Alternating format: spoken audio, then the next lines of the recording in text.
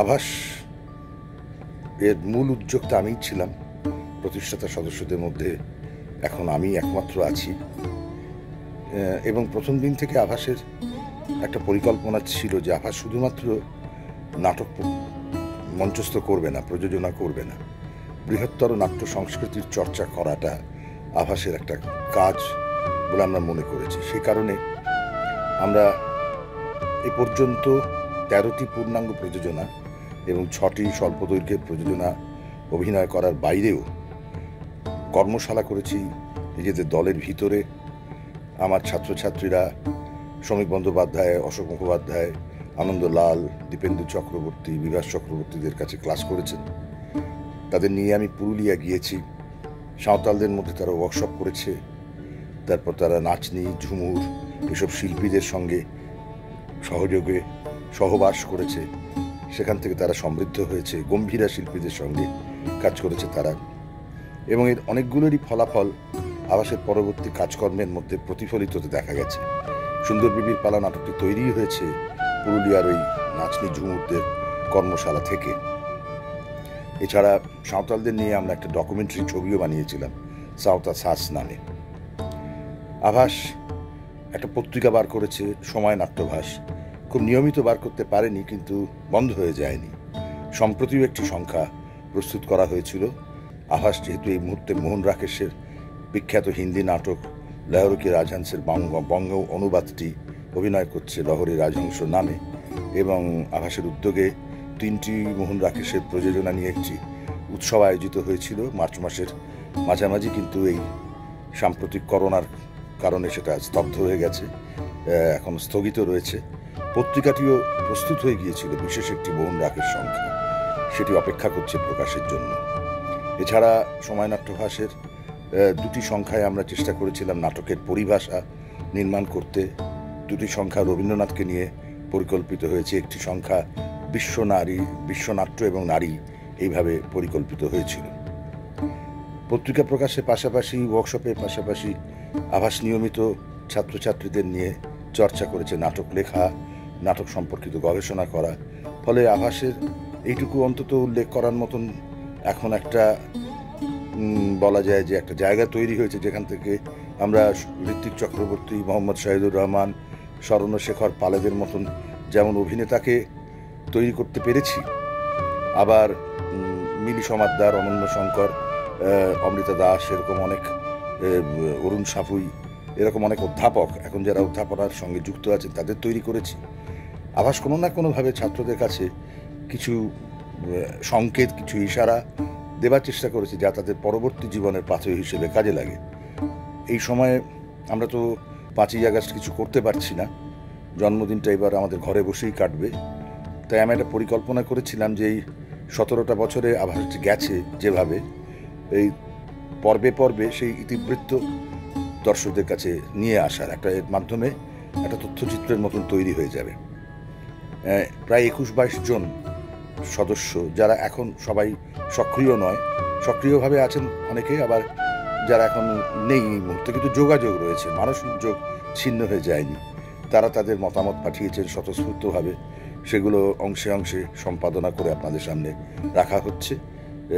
সামনে রবিবার আরেকটা পর্ব, তারপরে 5ই আগস্ট নতুন একটি পর্ব, আবার পরবর্তীকালে, কারণ জন্মদিনটাকে আমরা এই বছর ওই প্রতি রোববারে ভাগ করে অনেক দিন ধরেই পালন করতে চাই এই ভার্চুয়াল মাধ্যমের মধ্য দিয়ে।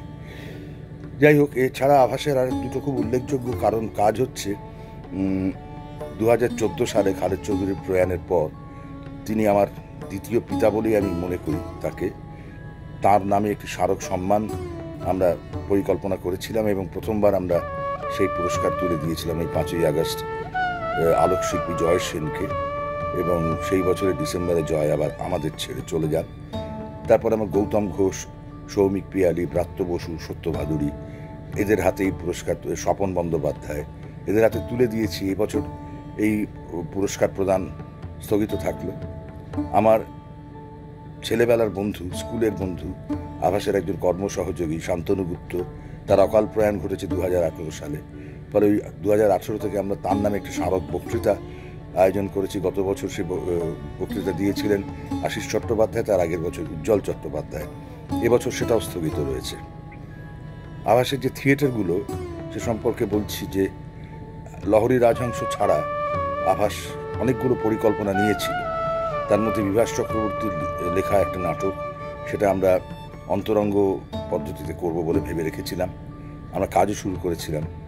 দুটি স্বল্প দৈর্ঘ্যের নাটক, তার মধ্যে একটি আভাস ইতিমধ্যে অভিনয় করেছে অনেকগুলো শো, আরেকটি অনেকদিন আগে করেছিল, সেটার আবার পুনর্নির্মাণ করা। দুটো অন্তরঙ্গ নাটক। ব্রাত্য বসুর আপাতত এইভাবে দুজনে দেখা হয়ে থাকে। এর একটা পরীক্ষামূলক অভিনয় হয়েছিল শান্তিনিকেতনে নভেম্বর 2018-য়, সেটা আবার নতুন করে করার। এছাড়া ব্যোমকেশকে নিয়ে একটা দীর্ঘ নাটক, মানে একটা পূর্ণাঙ্গ নাটক প্রস্তুত হয়েছে, এবং এই লকডাউনের মধ্যে আমরা এই গুগল মিটের দ্বারা সেই নাটকটা পাঠ করে যে নতুন শিল্পীরা কাজ করবেন তাদের সঙ্গে ইন্টারাকশন করে একটা কাস্টিং করে এখন সে নাটকটা সম্পাদনার কাজ চলছে, এবং মহলাও আমরা এইভাবেই শুরু করে দেব। কবে মঞ্চে পাবো জানি না, কিন্তু আমরা এই সময়টা নষ্ট করতে চাইছি না, চর্চার মধ্যেই থাকতে চাইছি। হয়তো এই মুহূর্তে আমরা কোনো ওয়ার্কশপের প্ল্যান করতে পারছি না। এবং আরেকটা বলার খুবই গুরুত্বপূর্ণ কথা, সেটা হচ্ছে আভাস এই অনুদান পেয়েছিল প্রায় 7 বছর পর। প্রথমে সঙ্গীত নাটক একাডেমি থেকে, তারপর আরও বছর কয়েক পর সংস্কৃতি মন্ত্রক থেকে। সংস্কৃতি মন্ত্রক অনেক রকম গ্রান্ট দিয়েছেন আভাসকে, কখনো ফাংশন গ্রান্ট দিয়েছেন, কখনো প্রোডাকশন গ্রান্ট দিয়েছেন, স্যালারি গ্রান্টও দিয়েছিলেন 2বার না 3বার।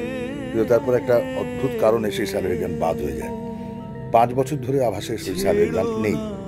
কিন্তু আভাস তার রেপার্টারি হিসেবে তার চরিত্র হারায়নি।